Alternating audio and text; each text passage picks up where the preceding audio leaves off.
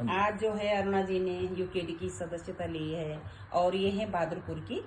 और ये भू माफियों से इतनी परेशान थी और पहले ये कट्टर भाजपा थी, है ना, हिंदुत्व की वो रखती थी कि भाई मैं तो कट्टर भाजपा वाली हूँ। आज इतनी परेशान हो गई भू माफियों से। इनकी जो ससुर की जमीन थी, ये एक भू माफिया लेडी है, वो हड़पना चाहती थी, तो इसमें एक नहीं बहुत सारे मिले हुए थे और इसी से दुखी होकर इन्होंने यूकेडी की सदस्यता ली है। सभी को यही प्रेरित करना चाह रही है कि सभी लोगों को यूकेडी में आना चाहिए, क्योंकि एक मतलब साफ छवि वाले जो यूकेडी के हैं और इस जो भू माफिया हैं इनसे बचाते हैं। और आगे खुद बताएंगे अपने बारे में। हाँ जी बिल्कुल, क्योंकि आज के समय में एकमात्र विकल्प हमारे पास यूकेडी ही है और मैं इसकी भुक्तभोगी हूँ, क्योंकि मैं तो इतनी कट्टर भाजपा वाली थी, भाजपा की वोटर, और कहीं ना कहीं हम दूसरों को भी प्रेरित करते थे कि आइए आप भी दीजिए, क्योंकि हमें हिंदुत्व को बचाना है, कहीं ना कहीं है ना, हम सब हिंदू जुड़ के रहें, इस तरह से हम लोग करें। लेकिन जो है जब हमारे साथ ये सब हुआ, हम कम से कम 2012 से एक ही भू माफिया से बहुत ज्यादा परेशान है। आपका निवास स्थान और विधानसभा बहादुरपुर है, सैंसपुर विधानसभा है। सैंसपुर विधानसभा, हाँ जी, ठीक है। और लगातार हम शिकायतें करते आ रहे हैं और जो है ये कभी कम नहीं हुआ और धीरे धीरे बढ़ता ही चला गया।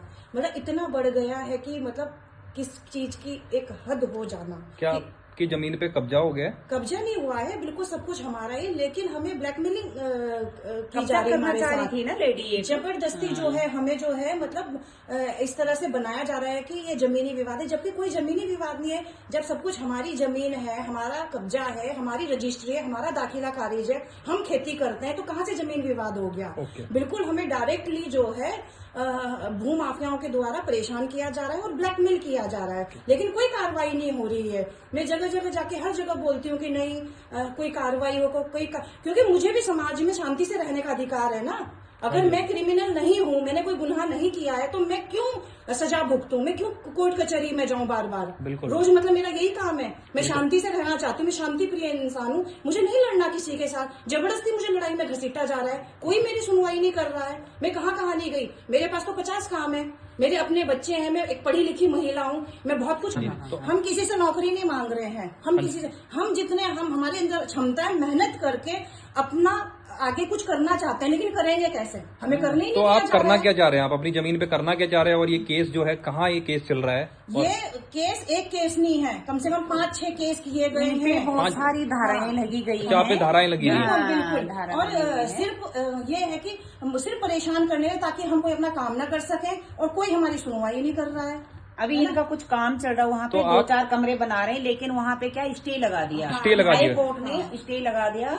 और ये मतलब बेचारी बहुत परेशान हो रखी है कि मैं इनको नैनीताल हाई कोर्ट बुला रखा है। अब बताओ मैं नैनीताल हाई कोर्ट क्यों जाऊँ? अपनी ही मैं अपनी चीज के लिए क्यों जाऊँ? पहले मुझे ये बताया जाए।